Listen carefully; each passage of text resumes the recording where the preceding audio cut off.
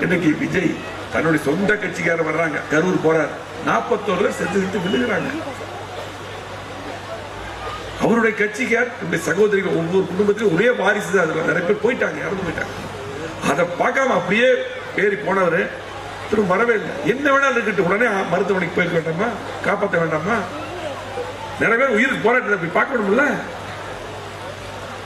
எப்படி ஏத்துக்க முடியும்?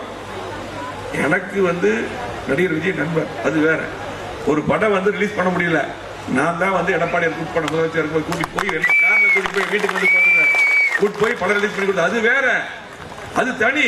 ஆனால் மக்களுக்கு இன்னைக்கு தலைவன் சொல்லிட்டு வரும்பொழுது மக்கள் உயிரினை காப்பாற்றணும். சொந்த கட்சிக்காரர் இன்னைக்கு பார்க்கல, எப்படி சரியா இருக்கும்? ஆகவே சிந்தித்து பாருங்க, யாருக்கு ஓட்டு போட்டாலும் அது செல்லாத ஓட்டு, நாளைக்கு நமக்கு பெரிய ஆபத்தா முடிஞ்சிடும்.